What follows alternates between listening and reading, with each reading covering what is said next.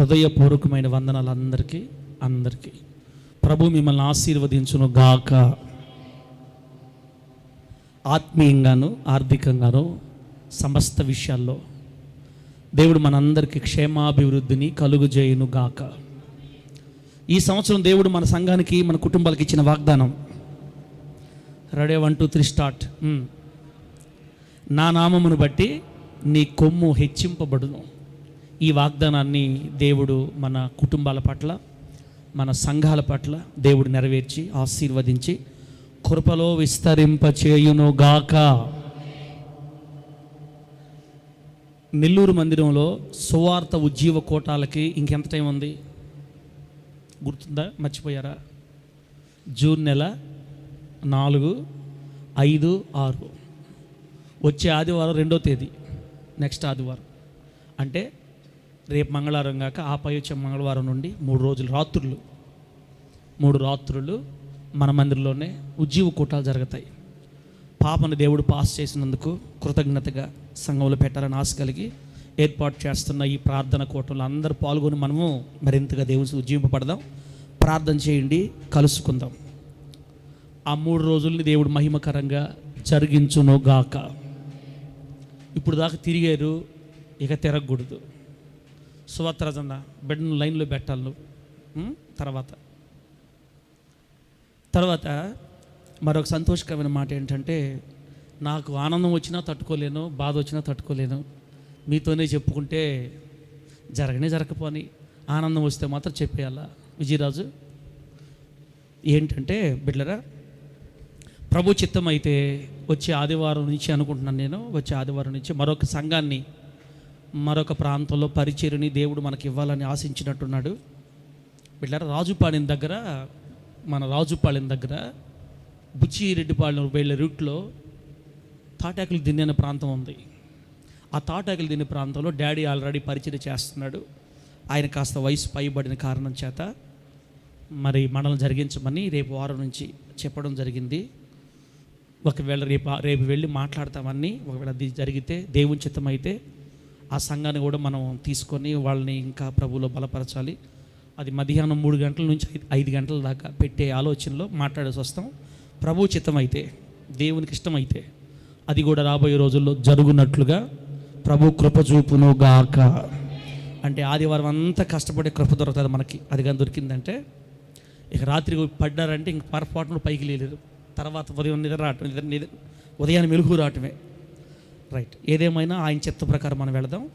సమయం లేదు కాబట్టి దేవుని వాక్యం వైపు వెళదాం.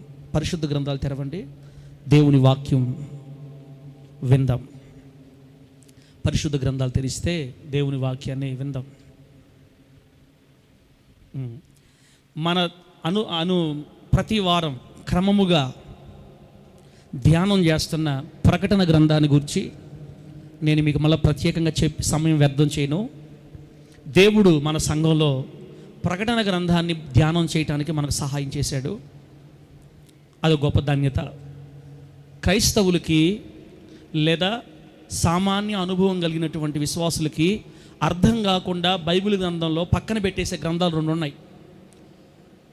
ప్రభువుని నమ్ముకున్నటువంటి క్రైస్తవులు ఇది నాకు అర్థం కావట్లేదు అని పక్కన పెట్టేసి, చదివినా కూడా అర్థం కావట్లేదని పక్కన పెట్టేసే గ్రంథాలు 2 ఉన్నాయి బైబిల్లో. అది పరమగీతముల గ్రంథం, రెండోది ప్రకటన గ్రంథం. ఈ 2 గ్రంథాలు కాస్త లోతైన క్రైస్తవులు కూడా అర్థం కావు. పరమగీతాల గ్రంథంగా చదివితే లవ్ లెటర్ చదివినటువంటిది అనమాట. Love letter. అందుకని కాస్త ఎంది ఇట్లా ఉందో ఇదంతా పక్కన పెట్టేస్తారు పరమగీతాలు. దేవుని చిత్తం అయితే ముందు రోజుల్లో కూడా మనం అది కూడా ధ్యానం చేద్దాం బిడ్డలారా. ప్రకటన గ్రంథం అంటే ఇంకంతా కొమ్ములు, ఎద్దులు, ఘటసర్పం, అపవాది, క్రూరమృగాలు అనే లేక ఇదంతా ఏందో అర్థం కాలేదని పక్కన పెట్టేస్తారు. అయితే పరిశుద్ధాత్మ దేవుడు సహాయం చేసి మన కొరకు తెర తీసి ఓపెన్ చేసి చూపిస్తున్నాడు కాబట్టి మనం ఒక్కొక్కటి ధ్యానం చేస్తూ వెళ్తున్నాం. కాబట్టి శ్రద్ధగా విని ఆ మాటలు మన గుండెల్లో దాచుకుంటే ప్రకటన గ్రంథం విన్నప్పుడు కలిగేంత ధైర్యం, తృప్తి, నెమ్మది మరొక దగ్గర మనకు కలగకపోవచ్చు. దేవునికి స్తోత్రం కలుగునుగాక. ప్రకటన గ్రంథం అంటేనే జరగబోయే సంగతులు గూర్చిన దర్శనం. ఏం జరగబోతున్నాయి భవిష్యత్తులో అనేది. కాబట్టి వీళ్ళరా ఇప్పటికే మనం 19 వర్తమానాలు పూర్తి చేసుకున్నాం. ఇది 20వ వర్తమానం ప్రకటన గ్రంథంలో. రైట్, పోయిన వారం మనం ఏం ధ్యానం చేసామంటే 4వ అధ్యాయం 3వ వాక్యాన్ని ధ్యానం చేసాం. ప్రకటన గ్రంథం 4వ అధ్యాయం 3వ వాక్యాన్ని ధ్యానం చేసాం. ఒకసారి 2వ వచనం 3వ వచనం చదువుతున్నాను చూడండి. ప్రకటన గ్రంథం 4వ అధ్యాయం 2వ వచనం 3వ వచనంలో ఏముందంటే, వెంటనే నేను ఆత్మవశుడనైతిని, అదిగో పరలోకమందు ఒక సింహాసనం వేయబడి ఉండెను, ఆసీనుడైన వాడు దృష్టికి సూర్యకాంత పద్మరాగములను పోలినవాడు. ఇదే వాక్యాన్ని పోయిన వారం మనం ధ్యానం చేసాం. అసలు సింహాసనం కనబడింది. ఈ గ్రంథకర్త 12 మంది అపోస్తులలో యేసుక్రీస్తు వారికి ప్రియమైన శిష్యుడైన యోహాను గారు 90 సంవత్సరాల ముసలి వయసులో దేవుని కొరకు ఖైదు చేయబడి శ్రమలలో రాళ్లతో నిండిన పద్మాసు ద్వీపంలో ప్రార్థన చేసుకుంటూ ఉన్నప్పుడు ఇక్కడికి ఎక్కిరా అని ప్రభు పిలిచాడు. పరిశుద్ధాత్మ దేవుడు యోహాను గారి ఆత్మని పరలోకాన్ని తీసుకెళ్ళాడు. పరలోకంలో దిగగానే యోహాను గారు కనబడుతుంది ధగ ధగ మెరిసే సింహాసనం. ఆమేన్ చెప్పండి గట్టిగా. ఆయనకి సింహాసనం కనబడుతుంది. ఆ సింహాసనం మీద ఒక అతను కూర్చో ఉన్నాడు. ఎవరైనా మనం ఆరాధిస్తున్న మన ప్రభు అయిన యేసయ్య, గొర్రెపిల్ల సింహాసనం మీద కూర్చో ఉన్నాడు. అయితే పోయిన వారం మనం ఏం ధ్యానం చేసామంటే, ఆ కూర్చో ఉన్న వ్యక్తి ఒక మనిషిలాగా కనబడడం లేదు. స్వరూపం, ఒక ఆకారం, మానవ ఆకారం కనబడుతుంది కానీ స్పష్టమైన మానవ పోలికలు కనబడడం లేదు. కానీ ఏం కనబడుతుందని చెప్పాము పోయిన వారం? ఆయన స్వరూపం ఒక తెల్లని ధగ ధగ మెరిసే సూర్యకాంతం. సూర్యకాంతం రత్నం రెడ్డిష్ బ్రౌన్ కలర్లో ఉంటుంది. ఎండ దాని మీద పడ్డప్పుడు కాంతి మాత్రం తెల్లగా వస్తుందని పోయిన వారం మనం తెలుసుకున్నాం. సూర్యకాంతంలో నుంచి కాంతి మహాప్రకాశమానమైన తెల్లని కాంతి వస్తుంది ఆ రత్నంలో నుండి. ఆ రత్నమును పోలి ఉన్నాడు అని చదివేం. ఇప్పుడు దృష్టికి ఆసీనుడైన వాడు, మరల చదువుతున్నా, దృష్టికి ఆసీనుడైన వాడు సూర్యకాంత పద్మరాగములను పోలినవాడు. సూర్యకాంతం అనేది ఒక రత్నం, పద్మరాగం అనేది ఒక రత్నం. దేవుని వెళ్ళారా? ప్రస్తుతం సూర్యకాంతం దగ్గరే మనం ఉన్నాం, ఇంకా పద్మరాగానికి బాలేదు. సార్ ఎప్పుడు పోతాం సార్? ఇవన్నీ మా పిల్లలకి పెళ్ళి కూడా అయిపోయేటట్టున్నాయి నువ్వు చెప్పేసరికి. అవనండి, పోతా ఉందాం, ఇబ్బంది ఏముంది చెప్పండి, నేర్చుకుంటా వెళ్దాం. ప్రస్తుతానికి నేను పోయిన వారం సూర్యకాంతాన్ని గురించి మీకు క్లియర్గా దేవుడు అవగాహన కలగడానికి ప్రభు సహాయం చేశాడు. సూర్యకాంతంలో నుంచి వస్తున్న తెల్లని కాంతి దేనికి సాదృశ్యం అని చెప్పాడు ప్రభు మనకు పోయిన వారం? చెప్పండి. సూర్యకాంతపు రత్నంలో నుండి ప్రసరిస్తున్న లేదా సూర్యకాంతపు రత్నం యొక్క కాంతిని పోలి ఉన్నటువంటి యేసుక్రీస్తు వారు ఆ కాంతి దేనికి సాదృశ్యం అని చెప్పాను పోయిన వారు? Right answer. మేమేం చెప్పాం సార్? రైట్ ఆన్సర్ అంటారు. మహామహిమ లేదా తెల్లని ఆ కాంతి అపూర్వమైన పరిశుద్ధతకి సాదృశ్యం, అమోఘమైన పవిత్రతకు సాదృశ్యం. తెల్లని కాంతి, పవిత్రత అంటే యేసయ్య వంటి పరిశుద్ధుడు ఈ భూలోకం, ముల్లోకాలు, ప్రపంచ లోకాలలో లేనే లేడు. అందుకే ఆయన సూర్యకాంతపు రత్నముతో పోల్చబడ్డాడు. ఇక్కడ సూర్యకాంతమును పద్మరాగమును పోలినవాడని రాశాడు.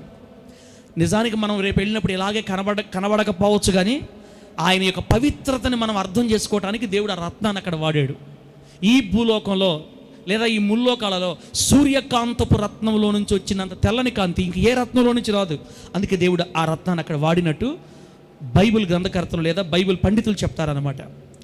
చెప్పాను పోయినసారి, సూర్యకాంతపు రత్నం బిడ్డలారా, ఆ రత్నంలో నుంచి వెలువడుతున్నటువంటి తెల్లని కాంతి అపూర్వమైన అమోఘమైన పవిత్రతకి, అలాగే హద్దులు లేని పరిశుద్ధతకి సాదృశ్యం. ఇంకా మనం అర్థం చేసుకోవడానికి చెప్పాలంటే ఈ తెల్లని కాంతి జయించిన జయశాలి జీవితానికి లేదా జయశాలి కలిగి ఉన్న నీతి క్రియలకి సాదృశ్యంగా కూడా మనం చూసుకోవచ్చు. జయశాలి జయించాడు. ఎలా జయించాడు? నీతి క్రియల మూలంగా జయించాడు అనమాట. ఈ తెల్లని కాంతి జయ జీవితానికి సాదృశ్యం. ఈ తెల్లని కాంతి పరిశుద్ధతకు సాదృశ్యం, ఈ తెల్లని కాంతి పవిత్రతకు సాదృశ్యం. అటువంటి పవిత్రత భూలోకంలో ఎక్కడ దొరకదు. రూపాంతర కొండ మీద యేసుక్రీస్తు వారు రూపాంతరం చెందినప్పుడు ఆయన వస్త్రాల గురించి బైబిల్లో ఒక మాట రాయబడింది. ఏ చాకలివాడు చలువ చేయలేనంత తెల్లగా అని ఉంటుంది అన్నమాట.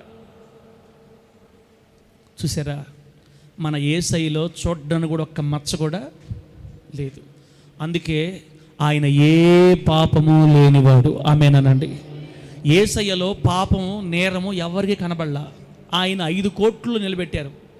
5 సార్లు కోట్లు ముందు నిలబెడితే ఏ లీడర్ పట్టుకున్నా, ఏ జడ్జి పట్టుకున్నా ఇతనిలో మరణానికి తగిన హేతువేది మాకు కనబడడం లేదే. ఇతనిలో ఏ నేరం లేదు. ఇతను నీతిమంతుడు. పిలాతు గారి భార్య పంపించింది, అయ్యా నీవు ఆ నీతిమంతుని జోలికి పోవద్దు. ఆమెను చెప్పండి గట్టిగా.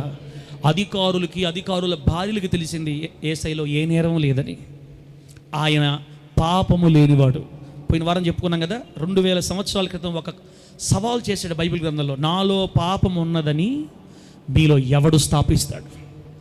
ఆయన సూర్యకాంతపు రత్నములో నుండి వస్తున్న తెల్లని కాంతికి ఏమండి ధగ మెరయు సూర్యకాంతపు రత్నానికి, ఆ కాంతికి సమానమైన పరిశుద్ధతను కలిగిన వాడండి. ఆయన వంటి పరిశుద్ధుడు ఇంకెక్కడ లేడు. అందుకే మనం ఆయన్ని దేవునిగా కలిగి ఉన్నందుకు మనం ధన్యులమి. ఆమేన్ చెప్పండి గట్టిగా. యెహోవా తమకు దేవుడుగా కలిగిన జనులు ధన్యులు. యెహోవాని దేవుడిగా కలిగి ఉన్న వాళ్ళందరూ ధన్యులే. బిడ్డారా, అది మన గొప్ప ధన్యత. మనం ఆయన దగ్గర రాలేదు, కానీ ఆయనే మన దగ్గరకు వచ్చి మనల్ని పిలుచుకున్నాడు. ఇక్కడ కూర్చున్న వారందరినీ ప్రభు ఆకర్షిస్తేనే వచ్చాం. కానీ మనకై మనం ఎవరు కూడా మనం మారు మనసు పొందాలా. గుర్తుపెట్టుకోండి. ఇక్కడ కూర్చున్న ఎవ్వరు కూడా వారికి వారే మనసు మార్చుకొని నాకు యేసయ్య ఎవరు మారలా. ఒకవేళ బై బర్త్ క్రిస్టియన్స్ అయినా, పుట్టినప్పటి నుండే క్రైస్తవ కుటుంబంలో పుట్టినా, వీళ్ళ హృదయంలో యేసుక్రీస్తు వారు వచ్చేదాకా వీళ్ళు కూడా లోకం మాదిరిగానే ఉంటారు. ప్రభు దర్శించినప్పుడు, ప్రభు ఆకర్షించినప్పుడు మన హృదయాలు ఆయన వైపు సరెండర్ అయిపోతాయి. మన హృదయాలు ఆయన వైపు తిరిగిపోతాయి. అంటే ఆయనే మనల్ని తన వైపు మరల్చుకుంటాడు. దేవునికి స్తోత్రం కలుగును గాక. ఇప్పుడు మనందరం ఆయన చేత మరల్చబడ్డాం. ధన్యులమా కాదా చెప్పండి? ధన్యులమా కాదా? నేను తెలుగులో చెప్తున్నానా, తమిళ్లో చెప్తున్నానా? తమిళ తెలుగే కదా, అర్థమవుతుంది. ఇంకా ముందుకు పోదాం సార్. ఇవన్నీ పోయిన వారం విన్నాము. ఈరోజు మీరేం చెప్పాలనుకుంటున్నారు? బిడ్డలారా, ఏం చెప్పాలనుకుంటున్నానంటే, ఆయన ఎటువంటి పరిశుద్ధత కలిగిన వాడో, ఏ మచ్చ, ముడత, డాగు, కళంకము లేనట్లుగా ఆయన ఏ విధంగా అయితే పరిశుద్ధంగా బ్రతికాడో, మనలను కూడా అలాగే బ్రతకాలని పిలుస్తున్నాడు. ఈరోజు నేను సూర్యకాంతము రత్నములో నుండి వస్తున్న ధగ మెరిసే తెల్లని కాంతిక, కోటి సూర్యుల కంటే ప్రకాశమానమైన తేజస్సులో, మహిమలో నేను పవిత్రత కలిగి ఉన్నాను. నా బిడ్డలారా, నా పిల్లలారా, మీరు పిలువబడింది పరిశుద్ధులుగా ఉండటానికి. మిమ్మును పిలిచిన వాడు పరిశుద్ధులై ఉన్న ప్రకారము మీరు సమస్త ప్రవర్తన యందు పరిశుద్ధులై ఉండండి. పోయిన వారం మీరు పరిశుద్ధులుగా ఉండుటకే పిలువబడితిరి. ఆయనలా ఉండాలని మనల్ని ఈరోజు కోరుకుంటున్నాడు. నాలా ఉండండి, నన్ను పోలి నడుచుకోండి. ఎందుకు ఆయన అలా అడుగుతున్నాడు తెలుసా? మనల్ని ఆయన తన సొంత రక్తం ఇచ్చి కొనుక్కున్నాడు. అర్థమైతే ఆమేనండి. ఆయన మనలని కొన్నాడు. యేసయ్య మనలందరినీ కొన్నాడు. ఎవరి దగ్గర నుంచి? సాతాను చేతుల్లో నుండి. సాతాను దగ్గర నుండి వెల ఇచ్చి కొన్నాడు. సాతాను మనల్ని వదలని చెప్పాడు. వాళ్ళు నాకు కావాలని చెప్తే, కాదు వాళ్ళు నా పిల్లలు నాకు కావాలి. నీకేం కావాలి? నీ ప్రాణమి. ఆయన రక్తాన్ని కార్చి, ఆయన ప్రాణాన్ని పెట్టి, తాను మరణించి, వాడి చేతుల్లో నుండి శాపం, పాపం, అపవిత్రత, సమస్తమైన దుష్టత్వం నుండి ఆయన రక్తము ద్వారా మనల్ని అందరిని విమోచించి ఆయన మనల్ని కొన్నాడు. ప్రభు నామానికి మహిమ కలుగును గాక. అందుకే పౌలు గారు చెప్తారు పత్రికల్లో, మీరు మీ సొత్తు కారు, మీరు విలువ పెట్టి కొనబడిన వారు. ఆయన డబ్బు చెల్లించి, వెల చెల్లించి, ఆయన డబ్బు కాదు కానీ ఆయన మన కోసం పెట్టిన డబ్బు ఏంటి? ఆయన ప్రాణం. కాబట్టి మనం మన సొత్తు కాదు తమ్ముడా, చెల్లిలా, మన సొత్తు కాదమ్మా, మనం ఆయన సొత్తు. We are belongs to Jesus Christ. అక్కడక్కడ బోర్డులు పెట్టుంటారు, this property belongs to Nallamala Bujjayya అని చెప్తుంటారు. ఈ ఆస్తి పలానా ఆయనకి సంబంధించింది అని. మనందరం ఎవరమంటే యేసయ్యకి సంబంధించిన వాళ్ళవి. ఆయన మనల్ని కొన్నందున, తన స్వరక్తం ఇచ్చి మనల్ని కొన్నందున మనం ఆయన సొత్తు. కాబట్టి మన క్రియలు సైతం ప్రకాశమానమైన సూర్యకాంతపు రత్నము వంటి ప్రకాశమానమైన నీతి క్రియలై ఉండాలని మన ప్రభు అయిన యేసయ్య మన విషయంలో కోరుకుంటున్నాడు. ఇప్పుడు మనం ఆయనకి ఇవ్వాల్సిన లేదా ఈ వారం మనం నేర్చుకోవలసిన విషయం ఏంటంటే, సూర్యకాంతపు రత్నములో నుంచి వస్తున్న తెల్లని కాంతి ఎలాగైతే దేవునిలో ఉందో, క్రైస్తవునిలో కూడా అదే వెలుగు లేదా అదే కాంతి లేదా అదే తెల్లని కాంతికి పోలిన సుగుణాలు క్రైస్తవుల్లో ఉండి తీరాలి. ఆమేన్ చెప్పండి గట్టిగా. మన యేసయ్యలో తెల్లని కాంతి ఉందా లేదా చెప్పండి, ఉందా లేదా? ఇప్పుడు ఆయన పిల్లలమైన మనలో కూడా తెల్లని కాంతి ఉండి తీరాలి. సూర్యకాంతము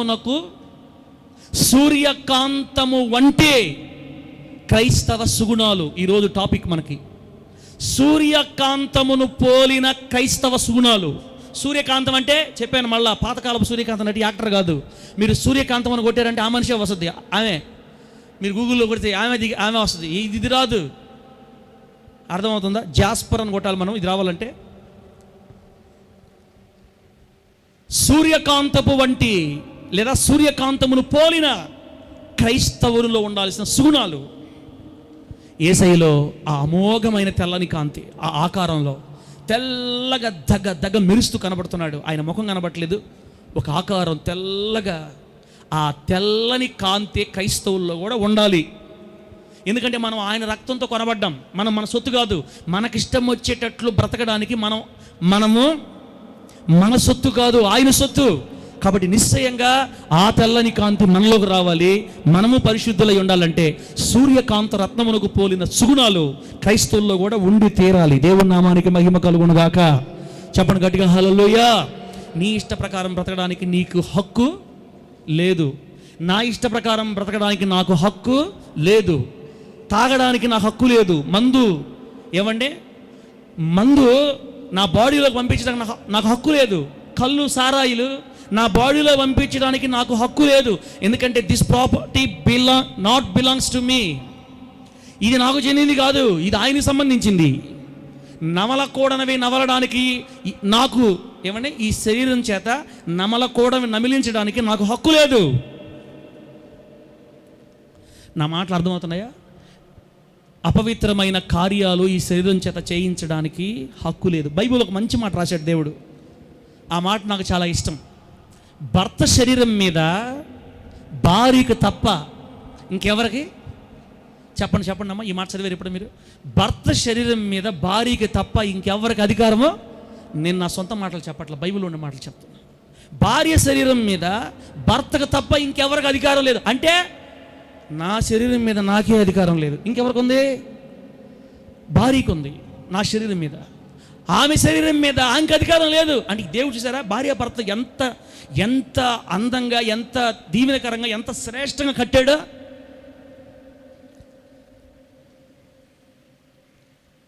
ఆమె శరీరం మీద నాకు అధికారం, నా శరీరం మీద ఆమెకి అధికారం.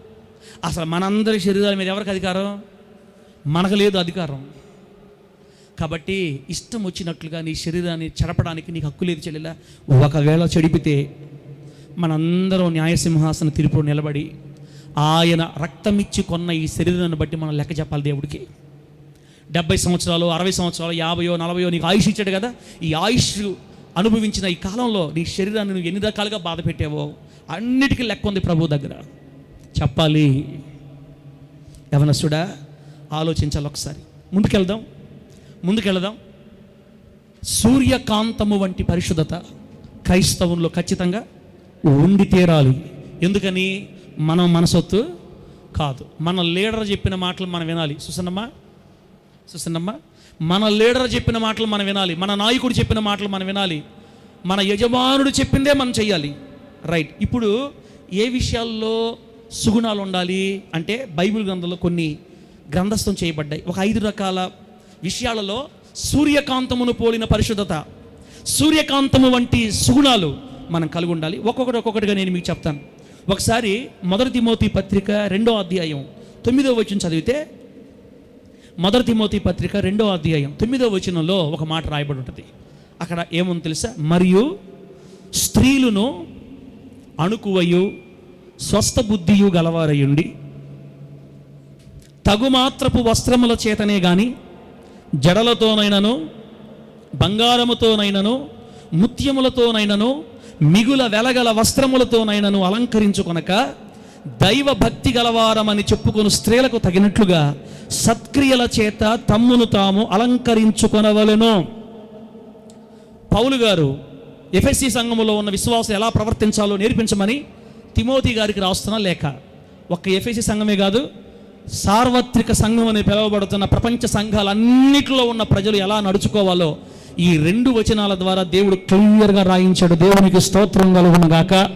మీకు ఇంకా అర్థమయ్యేది చెప్పాలంటే, మన యజమానుడైన దేవుడు మనం ఎలా నడుచుకోవాలని ఆశిస్తున్నాడో ఈ వచనంలో రికార్డ్ చేసి పెట్టాడు మన కోసం దేవుడు. ఏందన్నా ఏదో పట్టుకొని వచ్చావు, సూర్యకాంతం అంటే ఏదో పానీళ్ళు చెప్తాడు అనుకుంటే తిరిగి మళ్ళీ ఆడకే తీసుకొని వచ్చావే.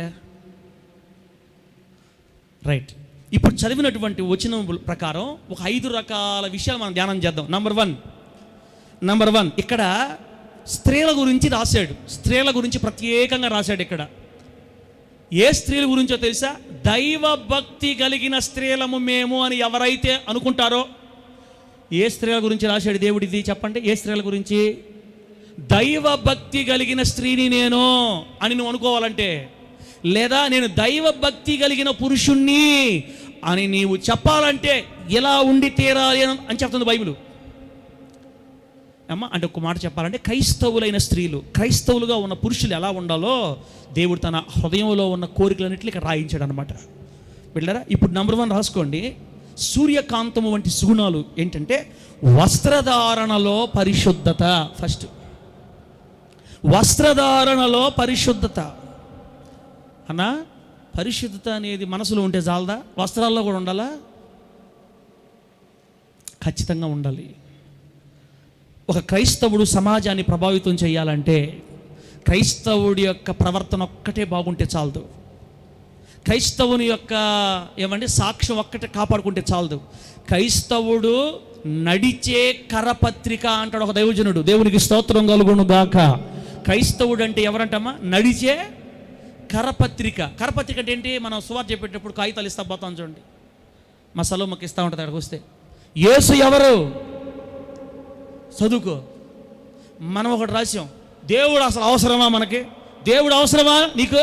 చదువు కావాలంటే అవసరమా తెలిసిపోద్ది అని కరపత్రికలు ఇస్తాం, మనం సువార్త చేస్తా వెళతాం. ఆ కరపత్రికలు చదవతారో చదవరో మన కళ్ళ ముందే సించి పక్కన పడేస్తారో తెలియదు. కానీ ఒక క్రైస్తవుడు, ఒక క్రైస్తవురాలు మాత్రం ఎప్పుడు సమాజం ముందు నడిచే కరపత్రికల వంటి వారు. దేవునికి స్తోత్రం కలుగునుగాక. క్రైస్తవుడు వేసే అడుగు తీసే అడుగు లోకం గమనిస్తూనే ఉంటది. ఒక క్రైస్తవుడు సమాజాన్ని ప్రభావితం చేసినంతగా ఏ కరపత్రికలు ప్రభావితం చేయలేవు. మన ప్రవర్తన బాగలేకుండా, మన హావభావాలు బాగలేకుండా, మన వస్త్రధారణ బాగలేకుండా ఎన్ని సువార్తలు చేసినా, ఎంత గందరగోళం చేసినా ఒక్కని కూడా కదిలించలేం. సువార్త చెయ్యాలి, కరపత్రికలు ఇవ్వాలి, కానీ అన్ని విషయాలలో మనం పరిశుద్ధతను పాటిస్తూ చెయ్యాలా. దేవునికి స్తోత్రం కలుగునుగాక. సూర్యకాంతము వంటి ప్రకాశాన్ని మనం చేరుకోవాలంటే మొట్టమొదటిగా మన వస్త్రాల విషయంలో మనం జాగ్రత్తగా. నేను ఈ మాటలు ఎవరు చెప్తున్నానో తెలుసా? లోకం కోసం బ్రతకాలనుకున్న వాళ్ళకి చెప్పట్లా.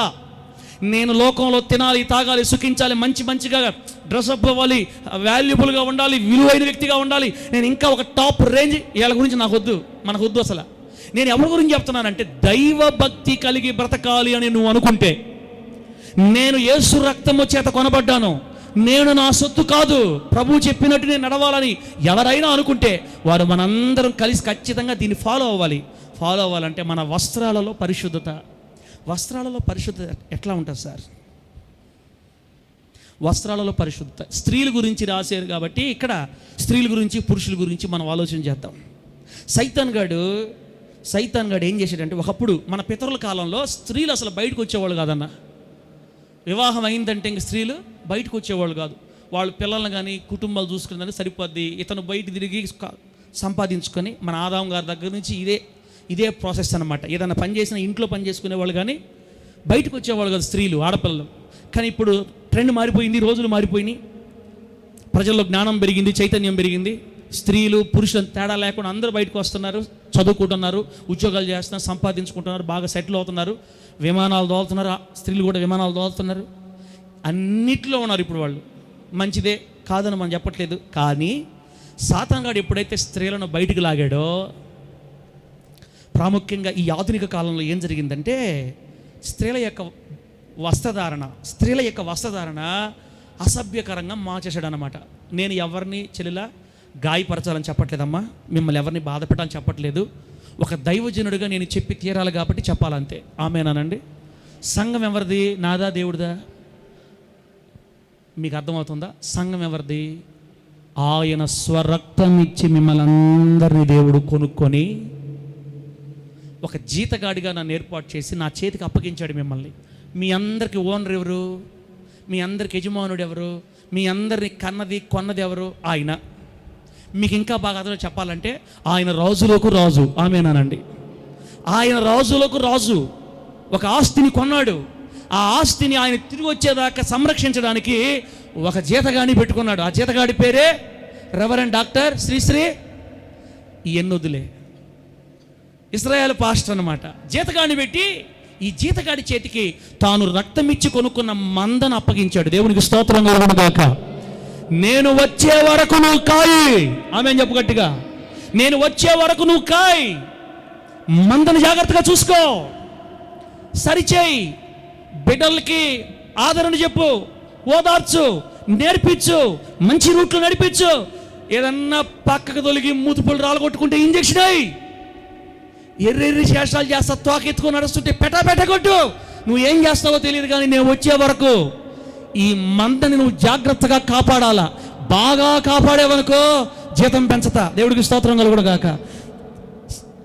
తేడా పడి ఎక్స్ట్రా చేసావనుకో పిఎఫ్ కూడా లేదు నీకు లాస్ట్కి అని ఆయన రారాజు మందని ఏర్పాటు చేసి మందకి ఒక జీతగాని పెట్టాడు. సంఘం అనేది ఒక చిన్న సామ్రాజ్యం లాంటిది. సంఘం అనేది ఒక చిన్న సామ్రాజ్యం లాంటిది. ఈ సామ్రాజ్యాన్ని దైవిక ప్రేరణ చేత, దైవికమైన మనస్సాక్షి చేత పరిపాలించేవాడు దైవజనుడు అనమాట. దైవజనుడేమో సామంతరాజు, దేవుడేమో రాజులకే రాజు. దేవునికి స్తోత్రం కలుగును గాక. ఇంకా మీకు అర్థమయ్యేది చెప్పాలంటే, మన దేశానికి ప్రధానమంత్రి ఎవరు? మోడీ గారు. మోడీ గారు ఒక్కరే దేశాన్ని పరిపాలిస్తున్నారా? కాదు.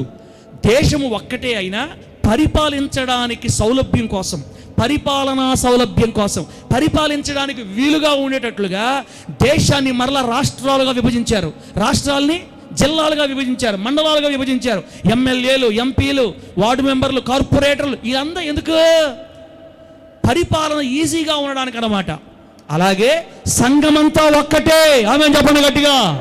ఈ ప్రపంచంలో దేవుని సంఘమంతా ఒక్కటే. అమెరికాలో మందిరమైనా, ఆస్ట్రేలియా మందిరమైనా, తూర్పు నుండి పడమర దాకా, ఉత్తరం దక్షిణం దాకా ఈ భూగడ్డ మీద ఉన్న సంఘాలన్నీ ఒక్కటే. కానీ పరిపాలనా సౌలభ్యం కోసం ఇన్ని చర్చీలు, రాష్ట్రాలుగా, జిల్లాలుగా, మండలాలుగా విడగొట్టి ఎందుకు పరిపాలిస్తున్నారు తెలుసా? పరిపాలించడం వీలుగా ఉంటుందని. అందరికీ ఒకే పాస్టర్ని పెడితే దెబ్బకి చచ్చిపోతాడు వేస్తున్నాము. ఆ పాస్టర్ 100 మందితో యాగలేకే, 10 మందితో యాగలేకే, కళ్ళు ఒక కన్ను పైకి, ఒక కన్ను కిందకి. ఈ మనిషి ఆ మనిషి మధ్య చెప్పదు, ఆ మనిషి ఈ మనిషి మధ్య చెప్పదు. వీళ్ళిద్దరి మధ్య ఎట్ట తెరచాలా అని చెప్పి అర్థం కాక బీపీ వస్తుంది పాస్టర్కి. దేవుడికి స్తోత్రం కలుగును గాక. నేనైతే బీపీ లేని సేవ చేయాలనుకుంటుండా. అందుకే ఇప్పుడు ఇంజక్షన్ వేసేస్తా వేస్తున్నాములో. నాకు బీపీ రాకూడదు అంటే మీకు బీపీ ట్యాబ్లెట్లు వేయాలా? మిమ్మల్ని కంట్రోల్ చేస్తే నా మాట అర్థమవుతున్నాయి బిడ్డలారా. సంఘం అంతా, ప్రపంచ సంఘం అంతా ఒకటే. దేవుడు ఆయన పరిపాలించడానికి వీలుగా చిన్న చిన్న సంఘాలుగా మందిరాలు కట్టాడు. రైట్. ఇప్పుడు మీకు అర్థమైంది, ఇది దేవుని సంఘం, ఇది ఆయన కట్టుకున్నది. జీతగాడుగా నన్ను పెట్టినప్పుడు ప్రజలు బాధపడతారనో, ఆ తర్వాత ప్రజలు ఏమన్నా మిస్అండర్స్టాండింగ్ చేసుకుంటారనో, చెప్పవలసిన వాటిని చెప్పకుండా ఆపితే సంఘము పాడైపోద్ది. సంఘము పాడైపోతే లెక్క చెప్పాల్సింది ఎవరు? మీరా, నేనా? నేను చెప్పాలి లెక్క. అందుకని కొన్ని విషయాలు గట్టిగా చెప్పాలి. అందుకని ఇప్పుడు సూర్యకాంతం వంటి పరిశుద్ధతను నేను అందుకోవాలనుకుంటే, నీవు నేను అందుకోవాలనుకుంటే, నంబర్ 1 వస్త్రాలలో పరిశుద్ధతను మనం పాటించాలి. దేవునికి స్తోత్రం కలుగును గాక. చెప్పండి గట్టిగా హల్లెలూయా. స్త్రీలకి టైట్ డ్రెస్సులు అన్నమాట. టైట్ డ్రెస్సులు అలవాటు సైతం గట్టి. ఈ ట్రెండ్ ఇంతకుముందు లేదు, అంతా ఓగలాడుతూ ఉండేది మన మీద. అప్పట్లో సైతం గడి ఒక్కసారి మోడర్న్ పెంచేసి లోకంలో ఉన్న ఆడవాళ్ళని జరిపేయాలా, సంఘంలో ఉన్న ఆడవాళ్ళని జరిపేయాలా, అసలు సమాజమే చెడిపోవాలంటే స్త్రీని మనం కానీ అట్రాక్ట్గా తయారు చేస్తే లోకంలో అకృత్యాలు పెరిగిపోతాయి, అపవిత్రత పెరిగిపోద్దని సైతం ఏం చేశాడంటే ఈ మోడర్న్ మోజులో సాతాను గడ రకరకాల డ్రెస్సుని, అసభ్యకరమైన వస్త్రాలని బిడ్డలారా చెప్పకూడదు. కానీ మీకు తెలియదు ఏమన్నా కొత్త, మీకు తెలియదు ఏముంది చెప్పండి. స్త్రీలను చాలా భయంకరంగా తయారు చేస్తున్నాడు. జీన్స్లు, టీషర్ట్లు, టైట్ పంజాబీలు, ఇంకా ఏదేదో ఉంటాయి, నాకు పేర్లు తెలియదు. 2-3 రాసుకొని వచ్చా, నాకేం తెలుసు అయ్యండి. ఇవన్నీ మీకెందుకు చెప్తున్నాను? దైవ భక్తి గలవారమని చెప్పుకునే స్త్రీలుగా నీవు ఉండాలనుకుంటే ఈ అసభ్యకరమైన వస్త్రధారణకి మనం ఖచ్చితంగా వేరుగా దూరంగా ఉండి తీరాలి. ఆమేన్ చెప్పండి గట్టిగా, చెప్పండి గట్టిగా హల్లెలూయా. దేహమును మొత్తం కప్పే వస్త్రాలు పరిశుద్ధతకు పోలిక. దేహమంతటిని కప్పుకునే వస్త్రాలు పరిశుద్ధతకు సాదృశ్యం. అవి ఏ డ్రెస్సులో నాకు తెలియదు. ఒకసారి నువ్వు డ్రెస్ కొనే ముందు, నేను కొంటున్న ఈ డ్రెస్సు దేవుని నామానికి మహిమను తీసుకొస్తుందా, సాతాను గాడికి సపోర్ట్ చేస్తుందా? కొంతమంది కాస్ట్లీ బట్టలు కొనుక్కుంటారు. బైబిల్ చెప్తుంది మిగుల వెలగల వస్త్రాలు, మిగుల వెలగల వస్త్రాలు. మనం చదివాం కదా ఇందాక, తగుమాత్రపు వస్త్రముల చేతనే కానీ జడలతోనైనా, బంగారముతోనైనా, ముత్యములతోనైనా, మిగుల వెలగల వస్త్రములతోనైనా అలంకరించుకోకుండా అని. కాస్ట్లీ బట్టలు కట్టుకొని వచ్చామనుకోండి సంఘానికి, భేదాలు వచ్చేస్తాయి. ఈ కాస్ట్లీ వాళ్ళందరూ గ్రూప్ అయిపోతారు, లేని వాళ్ళందరూ గ్రూప్ అయిపోతారు సంఘాల్లో. సమాజంలో కూడా అంతే బిడ్డరా. అట్లా కానీ మనల్ని మరీ దారుణంగా ఉండమని ప్రభు చెప్పట్లేదు. తగు మాత్రం, మన స్థాయికి ఎంత కరెక్టో, మన స్థాయికి ఎంత కరెక్టో అంతే. అది కూడా మనం వేసుకునే బట్టలు ప్రభువును బాధ పెట్టకూడదు, పరిశుద్ధతకి విభిన్నంగా ఉండకూడదు, పరిశుద్ధతకి సపోర్ట్ చేసేటట్లుగా ప్రజలు నిన్ను చూసినప్పుడు ఒకటే మార్చలేలా ఇంకెక్కువ చెప్పకుండా ఉండాలంటే నువ్వు వేసుకున్న వస్త్రాల వల్ల క్రైస్తువులు ఉన్నట్టున్నారు వీళ్ళు, దేవుని బిడ్డలు ఉన్నట్టున్నారు వీళ్ళు, ఇంత చక్కగా ఉన్నారు చూడు ఆడపిల్లలు అనేటట్లుగా. ఆ స్త్రీ చూడు ఎంత జాగ్రత్తగా ఉందో, ఎంత కరెక్ట్గా ఉన్నారో, వాళ్ళ వస్త్రాలు ఎంత బాగున్నారో అని లోకస్తులు కానీ బయటి వాళ్ళు కానీ మనల్ని చూసినప్పుడు దేవునికి మహిమ కలిగేటట్లుగా మన వస్త్రములను మనం జాగ్రత్త చేసుకోగలిగితే మన సూర్యకాంతమునకు పోలిన పరిశుద్ధతకి దగ్గరగా వెళుతున్నామని గుర్తు. దేవునికి స్తోత్రం కలుగును గాక. చెప్పండి గట్టిగా హల్లెలూయా. రకరకాల డ్రెస్సులు చేసినాయి ఇప్పుడు, రకరకాల డ్రెస్సులు. ఆ మధ్య ఒకసారి ఒక షాపుకి పోతే అదేంది అలా చెప్పకూడదు, నన్నేమి చేయలేవురా, ఏనది పైకి చూస్తున్నాడు జానుపాలన్న, నోట్లు ఆడుతుంది. ఆ చీర కావాలని చెప్పింది ఆమె. నీవు నన్నేమీ చేయలేవురా అని ఒక సినిమా డైలాగ్ అనమాట. ఆ సినిమాలో ఏదమ్మా గుర్తురావుతుందమ్మా, నేను అడిగా అక్క ఇది అమ్మా ఇది అంటే సినిమాలు అంటే అట్లాగే ఉంటుందా, అదే చీర? అదేనండి, అదే దాంట్లో కట్టుకునే చీర అనమాట ఇది. ఈ విధంగా సినిమాలు ఏ చీర కడతారో ఆ చీరలు వచ్చేస్తున్నాయి సమాజంలోకి, సినిమా పేర్లతో చీరలు. ఆ తర్వాత మనమేం తక్కువ, మనం తక్కువ. ఎన్టీఆర్ ఈ మధ్య రీసెంట్ సినిమా బట్టలు వచ్చిల్లా, అదేందో అది ఏ నుంచి ఈ మూలకు పోద్ది, ఈ నుంచి ఈ మూలకు వస్తుంది, 4 ఇట్లా ఇంటూ రూపంలో ఉంటాయి అన్నమాట బట్టలు కూడా. దానికి రకరకాల వెరైటీ ట్రెండ్. సినిమాలలో హీరోయిన్లు ఏ టైప్ వేసుకుంటారో మనం కూడా ఎందుకు వేసుకున్నాం చెప్పమంటారా? మనం కూడా ఎందుకు వేసుకున్నాం బట్టలు? మనం యూట్యూబ్లో చూస్తూ ఉంటాం, కొంతమంది పాస్టర్ల పిల్లలు సేమ్ దిగిపోతా కిందకి. అక్క వేసుకుంటే మనం వేసుకోవడానికి ఏంది? ఇస్రాయల్ పాస్టర్ మాట బాకండి ఎవరో, దరిద్రం. ఆయన కంటే ఈయన పెద్ద గొప్ప పాస్టరా? ఇశ్రాయేల్ పాస్టర్, ఆ పాస్టర్ కంటే పెద్ద గొప్ప పాస్టరా? 1,00,000 మంది వచ్చే కాపరే ఎట్న్నారు చూడ, దిగింది ట్రెండ్. మనం కూడా ఫాలో అయిపోవాలా? ఈయన మాటలు తినేదే. ఆ పాస్టర్మ చూడు ఎట్టుంది అసలు. అది దేవుడికి మహిమ. మన దేవుడు రాజు పిల్లల మనం కూడా ఎట్నాలా? తిమ్మోతన్నా రాజు పిల్లల మనం కూడా రాజుల్లాగే ఉండాలా, రాణిలాగే ఉండాలా. రాణిలాగే ఉండు. అందరు వెనకబడతారు చర్చీలు. ఇక్కడ కొన్ని చర్చీలకి మీరేమనుకోబాకండి, యవనస్తులు ఎందుకు వస్తారు తెలుసా? ఈ యువరాణం చూడటానికే వస్తుంటారు చర్చీలకి. ఎంత దౌర్భాగ్యం అది. కంఠంలో ఊపిరినందా కట్టాడు జరగకూడదు మన సంఘంలో. ఆమె చెప్పండి గట్టిగా హల్లెలూయా. ఈ ట్రెండ్ని ఫాలో అవుతుండేసరికి అందంగా తయారయ్యి మందిరానికి వస్తున్నటువంటి ఆడపిల్లలు ఏమండి సంఘాన్ని ఎంత ఇబ్బంది పెడతారు. వాళ్ళు తప్పు కాదులే, పాస్టర్ కూడా చిన్నవాళ్ళు కాదు కదా. ఆడ ఏది కనపడితే ఇక్కడ దిగేస్తుంది మొత్తం. ఆడ ఏది ఉంటే ఇక్కడ దిగేస్తుంటుంది. ఈ మధ్య మన క్రైస్తవ ఒక డ్రెస్ వేసుకుంటే దాన్ని పెట్టి ఇదిగో ఇది పలాని సినిమాలో ఉండే డ్రెస్ చూపించేస్తున్నారు, ఈ మనిషి డ్రెస్ రెండు చూపించేస్తున్నారు. వాళ్ళకి అదే పని. మనం ఎక్కడ తప్పు దొరకద్దా, ఇది బయట పెట్టింది ఎవరు? అనుజనులు. ఇదిగో పలానా పాస్టర్ గారి కూతురు పలానా సినిమాలో డ్రెస్ వేసుకుంది. సార్, పెద్దోళ్ళు వేసుకుంటే తప్పులేంది, మనం వేసుకుంటే తప్పేంది? దేవుని బిడ్డ, దైవ భక్తి గలవారమని చెప్పుకునే స్త్రీకి తగినట్లుగా, దైవ భక్తి కలిగిన పురుషుడికి తగినట్లుగా నీ వస్త్రధారణ, నా వస్త్రధారణ ఉండకపోతే రేపు లెక్క చెప్పి తీరాలి యేసయ్య దగ్గర. ఆమేన్ చెప్పండి గట్టిగా హల్లెలూయా. లెక్క చెప్పి తీరాలా. సూర్యకాంతమును పోలిన తెల్లని కాంతి నీ జీవితంలో కనబడాలనుకుంటే నీ వస్త్రాలు కూడా లెక్కించబడతాయి.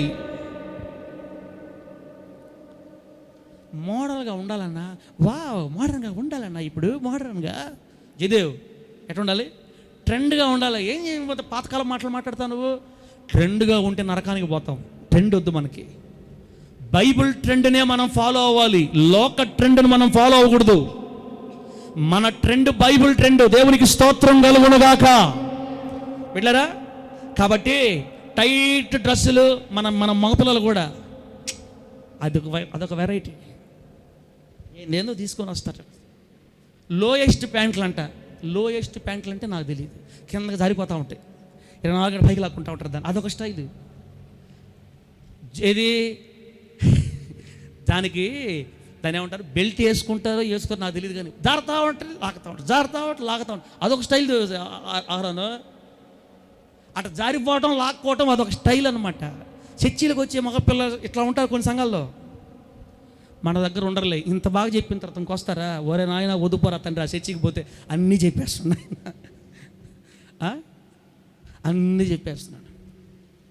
జిమ్ములు చేసి టైట్ టీషర్ట్ వేసుకుని చర్చికి కానీ వస్తే ఆడవాళ్ళంతా అప్పుడప్పుడు చూస్తుండాలట. బాగుండే జిమ్ కండ్లు, బాగున్నాడు అబ్బాయి అని చూడాలా?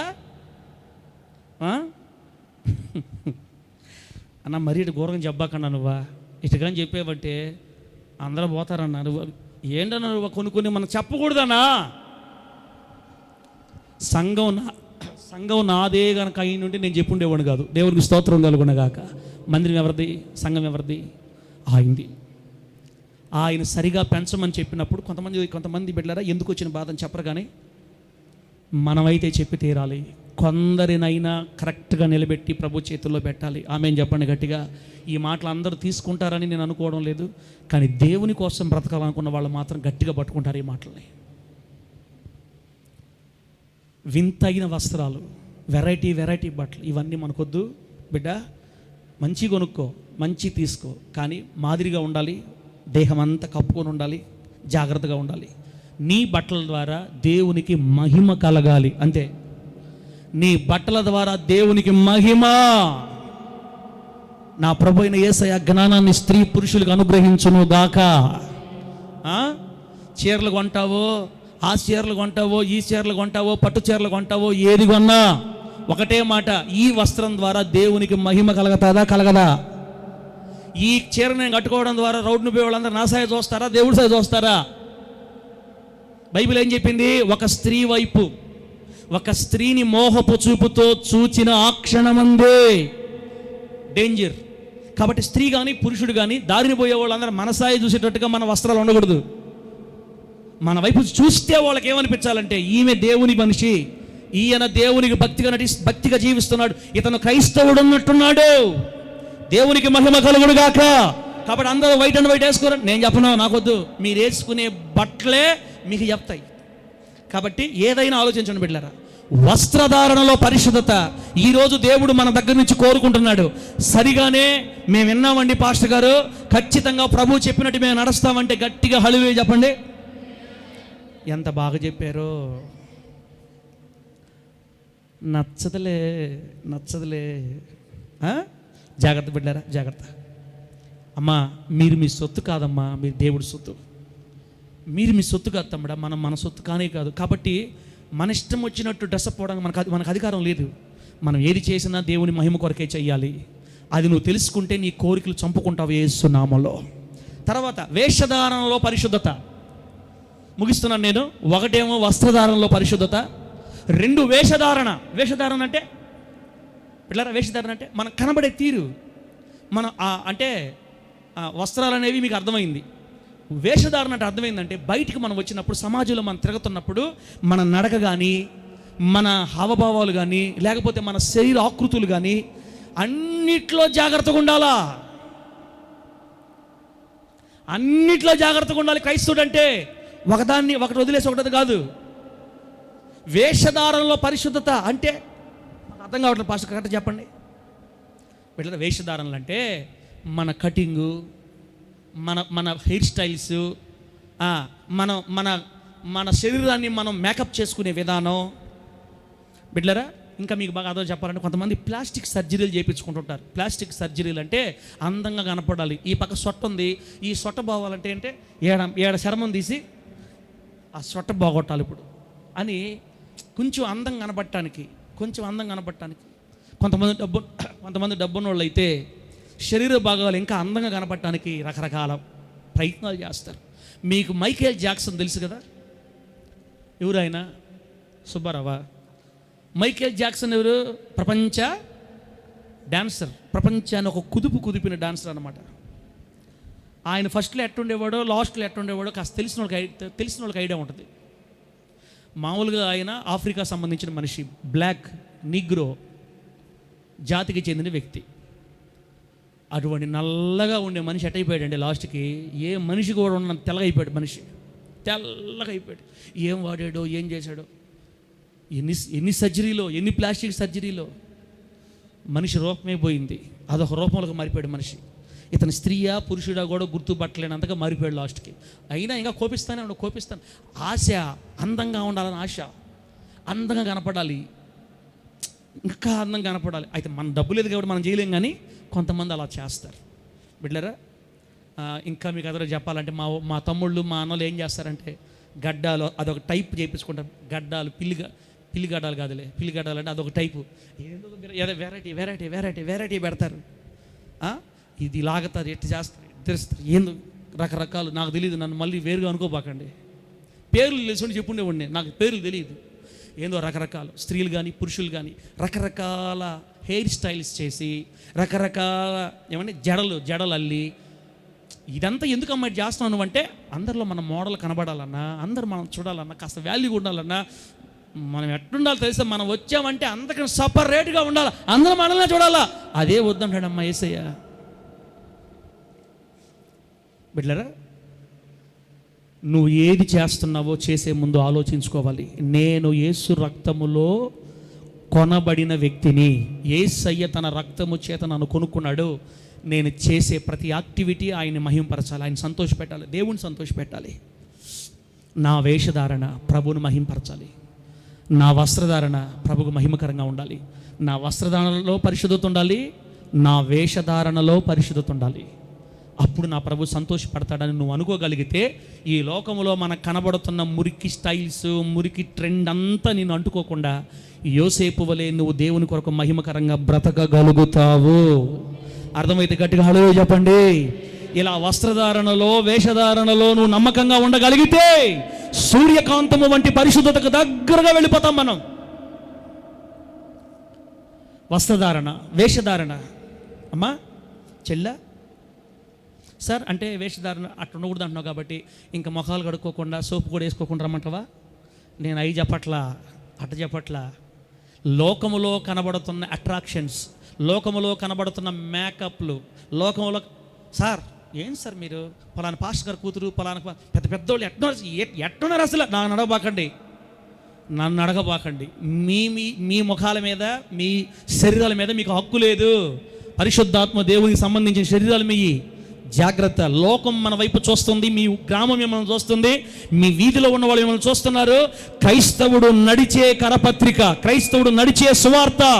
జాగ్రత్తగా ఉండాలి. మనం ప్రభు సన్నిధిలో రకరకాల స్టైల్స్ చేసుకోవడానికి మనకు అధికారం లేదు.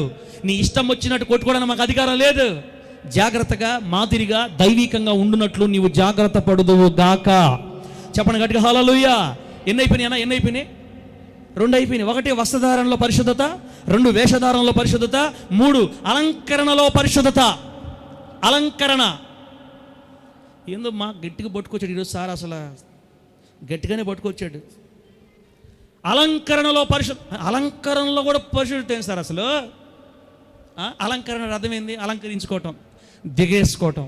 ఉన్నాయి కదా 140 సవర్లని మొత్తం వేసుకోపోతుంది. రైల్లో మొత్తం కోసుకోబోయాడు వేసినాము పోత.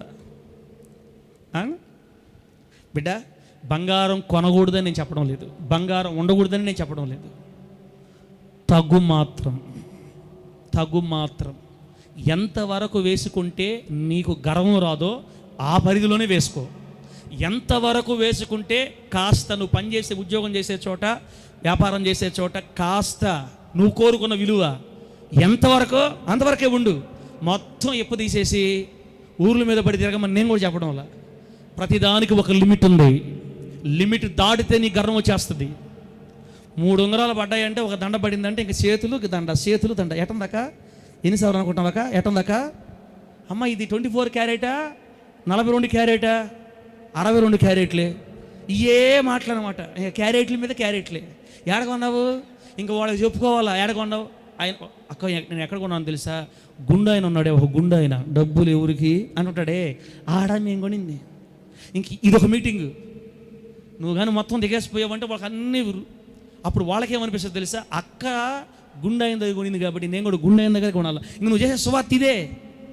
నాలాగా బంగారం కొనండి, నాలాగా 42 క్యారెట్ కొను, 62 క్యారెట్ కొను, ఇదే సువార్త అయిపోద్ది ఎక్కువ చేస్తే బిడ్డ. కాబట్టి నేను అదే ఒకటే మాట చెప్తున్నా, నేను చేసే పని దేవుని మహింపరుస్తుందా? నేను ఇప్పుడు ఈ 5 చేతులకు 5 వేళ్ళు వేసుకోపోవటం వల్ల ప్రభువు మహిమేనా? లేకపోతే నా మనసులో గర్వం వస్తుందా? నేను వేసుకున్నటువంటి బంగారు నగల వల్ల నాకు గర్వం వస్తుందా? ప్రజలు నన్ను చూసి ఏమి నేర్చుకుంటారు?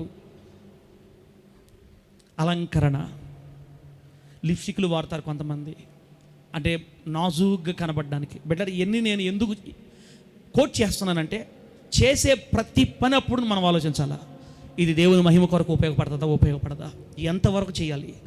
ఎంతవరకు క్రైస్తవునికి అధికారం ఉంది? ఎంతవరకు లిమిట్ ఉంది? తగు మాత్రం. లేదా ఇది కూడా ఇబ్బంది చేస్తుందని కూడా దాన్ని ఆపేయటమే. ప్రభువు మహిమ కొరకు మనం ఏదైనా నష్టపోవటమే, అన్నీ వదిలేయటమే, అన్నిటిని పోగొట్టుకోవటమే.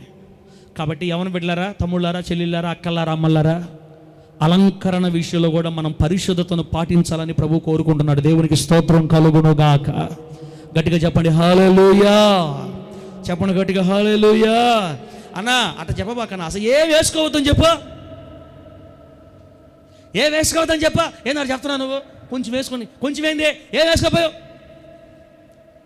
మనం అది చెప్పలే, ఇది చెబితే చాలు వాళ్ళు అర్థం ముందు రాగానే ఏసై గుర్తొస్తారు వాళ్ళకి. ఓహో ఇది వేస్తే తేడా వస్తుంది అనుకుంటే వాళ్ళు తీసేస్తారు కదా. కాబట్టి మనం నిలబడితే, నువ్వు నడిచే సువార్త పత్రికవి, నువ్వు నడిచే కరపత్రికవి, ప్రభువు కొరకు ఒక అంబాసిడర్వి, రాయబారివి, ప్రభువుని ఇతరులకు పరిచయం చేసే ఒక సువార్తవు. నువ్వు ఎంత జాగ్రత్తగా ఉంటే, ఎంత పవిత్రంగా ఉంటే, ఎంత కరెక్ట్గా ఉంటే అంతమంది నీ ద్వారా దేవుని యొద్దకి ఆకర్షించబడతారు. కాబట్టి అలంకరణలో కూడా మనం పరిశుద్ధంగా దేవుని కొరకు ఉందుము గాక. చెప్పండి గట్టిగా హల్లెలూయా. చెప్పడానికి చాలా విషయాలు ఉన్నాయి కానీ ఇట్లారా ఇంక 1-2 పాయింట్లు గుర్తు చేస్తా. లాస్ట్ది 3 అయిపోయినాయి. 4వది కులతత్వములో పరిశుద్ధత. కులములో పరిశుద్ధత. కులంలో పరిశుద్ధత ఏందన్నా? ఏందన్నా కొత్త కొత్త పదాలు రాసుకొని వస్తావు నువ్వు? వస్త్రంలో పరిశుద్ధత అన్నావు, బాగుంది. వేషధారణలో పరిశుద్ధత అన్న బాగుంది.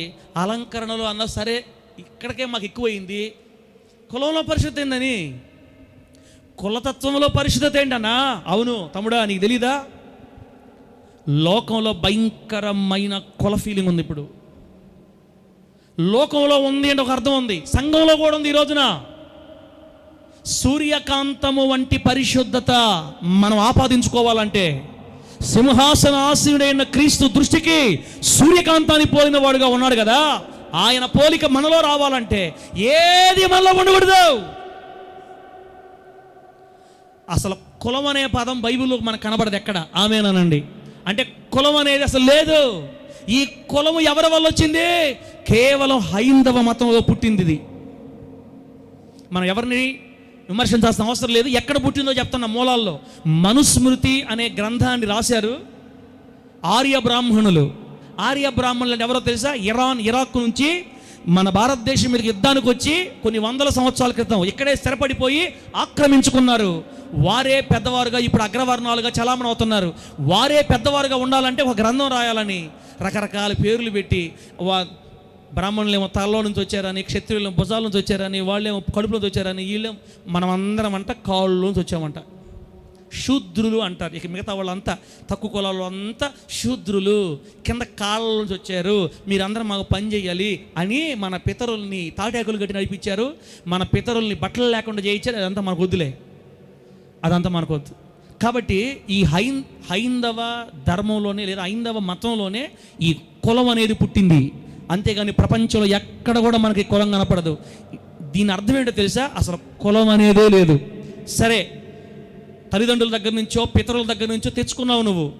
ఇప్పుడు బాప్తిస్మం పొంది యేసు సంఘంలో చేరావు కనుక, యేసే రక్తంలో కడగబడి ఆయన బిడ్డవయ్యావు కాబట్టి, నువ్వు యేసు రక్తంలో కడగబడినప్పుడే కులతత్వము కూడా కడగబడిపోవాలా. దేవునికి స్తోత్రం కలుగును గాక.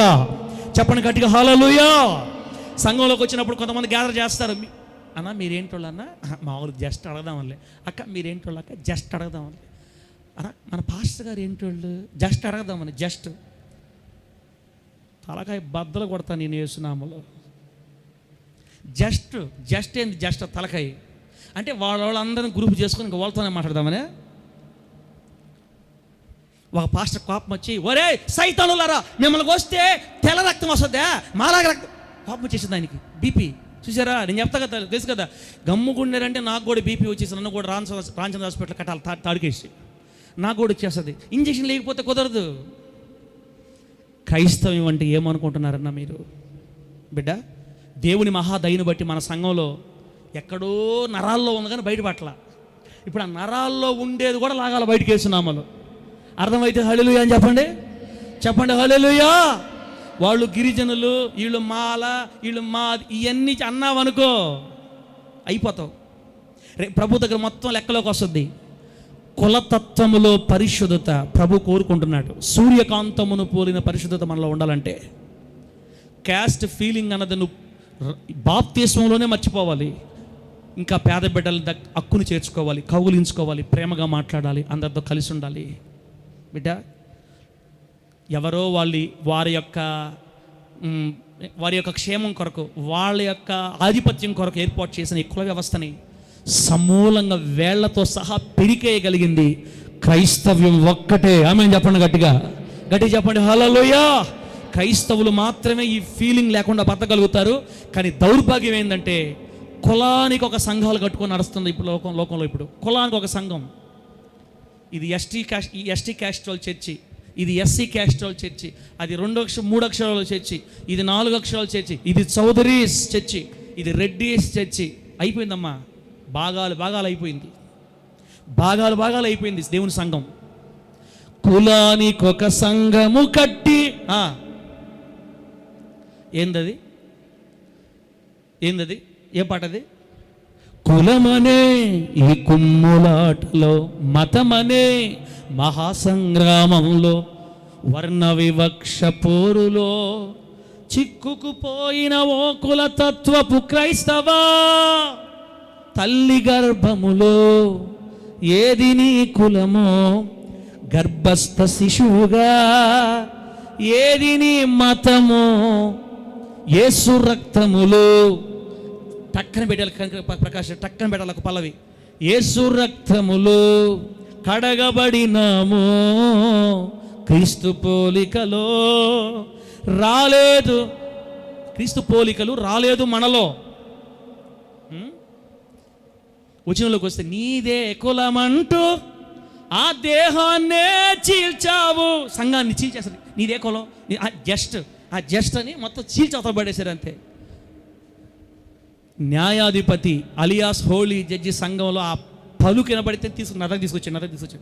ఆ పేరు వినబడితే పక్కన నా దగ్గరకు యేసు నామంలో అతనిలో ఉన్న తత్వాన్ని ఊరేసి అతను వేస్తున్నాము. మేము చెప్పండి గట్టిగా, అతన్ని కాదు ఊరేయాల్సింది. ఎవరిని?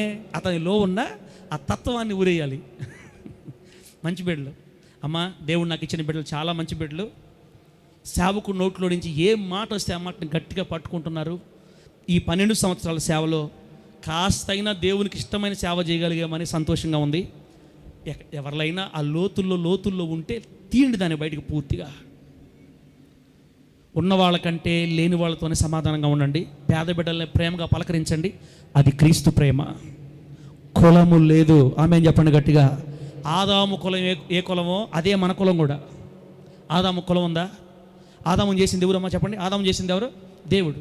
మనందరం దేవుని పిల్లలవి. లోకంలో ఉన్న మానవ జాతి అంతా ఒకటే కులం. వాతావరణాలు బట్టి రంగులు మారాయి, వాతావరణాలు బట్టి యాసలు మారాయి, భాషలు మారాయి. కానీ మానవులంతా ఒకటే, మనమందరం ఒకటే. మనమందరం ఒక్క తండ్రి పిల్లలమి. దేవుని నామానికి మహిమ కలుగును గాక. కులాలు ఏర్పాటు చేసింది ఎవరో మీకు చెప్పాను నేను, కాబట్టి అవి మనం మర్చిపోవాలి పూర్తిగా. చెప్పండి. ఒకటి వస్త్రధారణలో పరిశుద్ధత. పెట్టి ప్లేజీ. వస్త్రధారణలో పరిశుద్ధత, వేషధారణలో పరిశుద్ధత, అలంకరణలో పరిశుద్ధత, కులములో పరిశుద్ధత. పల్లవ పాడదాం. పల్లవ పాడి ప్రార్థన చేసుకుందాం. చప్పట్లు. బేస్ తగ్గించుకుందాం పాటకి. చప్పట్లు కొడదాం.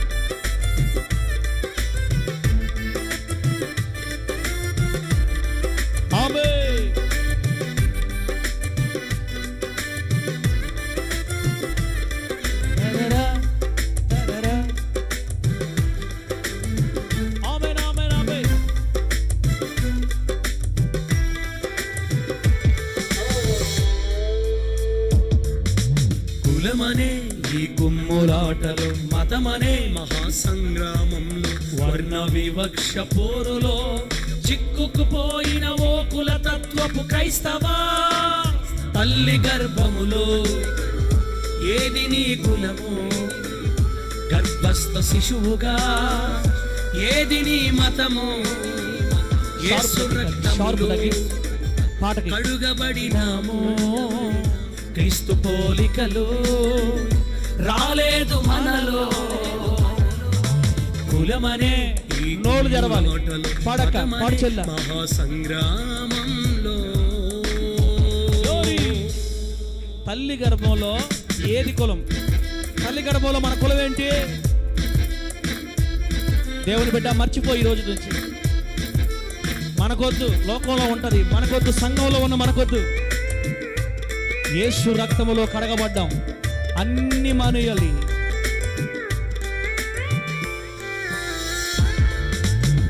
క్రీస్తులోని అవయవాలమై ఒకే దేహ భాగాలమై క్రీస్తు ఆజ్ఞను అనుసరించి ఐక్యత కలిగి ఉండాల్సిన మనము, క్రీస్తులోని అవయవాలమై ఒకే దేహ భాగాలమై క్రీస్తు ఆజ్ఞను అనుసరించి ఐక్యత కలిగి ఉండాల్సిన మనము, నీదే కులమంటూ ఆ దేహాన్నే చీల్చాము, కులానికొక సంఘము కట్టి ప్రభు దేహాన్ని చీల్చాము, క్రీస్తు ప్రేమ చూపలేని మూగవారిమైపోయాము, క్రీస్తు ప్రేమ చూపలేని మూగవారిమైపోయాము. తల్లి గర్భములో ఏది నీ కులము, గర్భస్థ శిశువుగా ఏది నీ మతము, యేసు రక్తములో కడుగబడినాము, క్రీస్తు పోలికలో రాలేదు మనలో. కులమనే ఈ గుమ్ములాటలో పరమనే మహాసంగ్రామంలో. హల్లెలూయా. దేవుడి నామానికి మహిమ కలుగును గాక. ప్రార్థన చేసుకునే ముందు చివరిది ఆచారములలో పరిశుద్ధత. ఒకటి వస్త్రధారణలో పరిశుద్ధత, వేషధారణలో పరిశుద్ధత, అలంకరణలో పరిశుద్ధత, కులములో పరిశుద్ధత, లాస్ట్ అండ్ ఫైనల్ ఆచారములలో పరిశుద్ధత. అంటే అన్న ఎట్లా అర్థం చేసుకోవాలి? లోకంలో ఉన్నప్పుడు, హైందవులుగా ఉన్నప్పుడు, ప్రభువుని ఎరగక మునుపు కొన్ని ఆచారాలు ఉండేవి. మనకి కొన్ని ఆచారాలు ఉండేవి. వాస్తులు చూడటం అదొక ఆచారం. ఇల్లు కట్టుకునేటప్పుడు శంకుస్థాపనలో ఏందేందో వేస్తారు, అది బిడ్డలారా. ఇంకా చాలా చనిపోయినప్పుడు తీసుకెళ్ళి దేవాలయం నిద్రలు చేయటం, సేమ్ దాన్ని తీసుకొచ్చి ఇప్పుడు చర్చిల్లో పెట్టారు. చర్చిలో నిద్ర చేస్తుంటారు చచ్చిపోయిన తర్వాత. ఎవరైనా చనిపోతే ఇంట్లో వాళ్ళు నేరుగా ఇప్పుడు ఎక్కడ చర్చిలు రానిట్లేదని ఒక చర్చి దొరికింది మన వాళ్ళకి. ఏడా కోడూరు ఒకటి దొరికింది. అందరు వెళ్ళి ఆడ మునగటం, దాంట్లో అక్కడ నిద్రపోవటం, అక్కడ ఉండే దెయ్యాలు తగిలించుకోవటం, మళ్ళీ రావటం. ఒకటి ఆ వాస్తులు, గృహ శంకుస్థాపనలో ఆచారాలు, మందిరాల్లో నిద్రలు పోవటం, తర్వాత వివాహాల్లో కొన్ని ఆచారాలు. వివాహాల్లో టైం వచ్చినప్పుడు చెబుదాంలే. వివాహాల్లో కొన్ని ఆచారాలు ఉంటాయి. పాస్టర్లు పక్కన పడేసి పోసుకుంటా ఉంటారు. బియ్యం పోసుకో బియ్యం పక్కబా, అసలు పక్కబా, అయిపోయింది నీ పెళ్ళి, పోసుకో ఇలా కొన్ని ఉంటాయన్నమాట. మరణం దగ్గర కొన్ని ఆచారాలు ఉన్నాయి. ఇవన్నీ లోకంలో ఉండేవి. ఈరోజు దేవుని సంఘాల్లో కూడా వచ్చేసినాయి అన్నీ. బిడ్డరా, నేనేమంటున్నానంటే సూర్యకాంతమును పోలిన పరిశుద్ధత సమాజానికి నీలో నుంచి కనబడాలనుకుంటే ఆచారాలలో కూడా మనం పరిశుద్ధతను పాటించి తీరాలి. యేసు నామములో చెప్పండి గట్టిగా హల్లెలూయా. బంధువులు ఏమనుకుంటారనో, రక్త సంబంధికులు ఏమనుకుంటారనో కాదు, నా ప్రభు ఏమనుకుంటాడు అని ఆలోచించాలా ఒక పని చేసేటప్పుడు. వాస్తుల సంగతిను బాప్తీసం దగ్గరే మర్చిపోవాలా. ఆమేనండి. బాప్తీసం దగ్గరే మర్చిపోవాలి. ఇవన్నీ వాళ్ళే కదా, వాస్తులు లేవు, పాడు లేవు. 4 మూలలు, ఈ మూల ఆ మూల చెప్తుంటారు వాళ్ళు. పక్కన పెట్టేద్దాం. శంకుస్థాపనలో అయ్యి పాలు పోయింది. సార్ పాలు పోస్తే మా ఇల్లు పాలులాగా, పాలులాగా ఇల్లు కట్టిన సంవత్సరానికి మొత్తం అమ్మేసుకొని పోయింది ఆ మనిషి. పాలు ఏమైంది? ఇప్పుడు పాలు కాదు మనకు కావాల్సింది, యేసయ్య రక్తం కావాలా. దేవుని నామాన్ని మహిమ కలుగును గాక.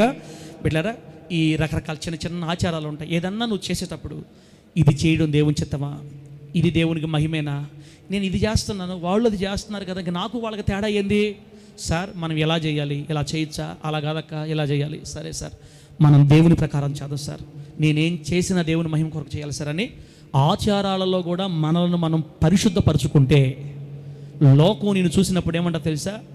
చాలామంది క్రైస్తవులు చూశాను కానీ ఈ కుటుంబం లాంటి క్రైస్తవులు నేను ఎక్కడా చూడాల. ఆమె చెప్పను గట్టిగా. చాలామంది క్రైస్తవులు నేను చూస్తున్నా కానీ వీళ్ళ ఇట్లా కరెక్ట్గా ఉండేవాళ్ళు నేను ఎక్కడ చూడలేదని. నిన్ను బట్టి దేవుని నామానికి మహిమ వస్తుంది చెల్లిలా, అక్క, అమ్మ, తమ్ముడా. ఆచారాలలో నువ్వు పరిశుద్ధతను ఖచ్చితంగా ప్రభు కొరకు చెయ్యాలి. కులంలో ఖచ్చితంగా పరిశుద్ధంగా ఉండాలి. వస్త్రధారణలో, అలంకరణలో, వేషధారణలో నువ్వు ప్రభు కోసం ఉండాలి. అప్పుడు ఇవన్నీ కలగలుపుకుంటే యేసయ్యలో కనబడిన తెల్లని సూర్యకాంతపు రత్నంలో ఉన్న తెల్లని పరిశుద్ధత నీలో కూడా సమాజానికి కనబడినప్పుడు అనేక మంది నువ్వు ప్రభు దగ్గర తీసుకురాగలవు. నీ సాక్ష్యం పరిమళిస్తుంది. దేవుడి మాటల్ని మనకు ఆశీర్వాదకరంగా మార్చి వర్ధిల్ల చేయును గాక. గట్టిగా చెప్పండి హల్లెలూయా. కళ్ళు మూసుకోండి బిడ్డలారా, ప్రార్థన చేసుకుందాం. ఈ విషయాల నిమిత్తమై కళ్ళు మూసుకోండి. ఈ విషయాల నిమిత్తమై మనం ప్రార్థన చేసుకుందాం.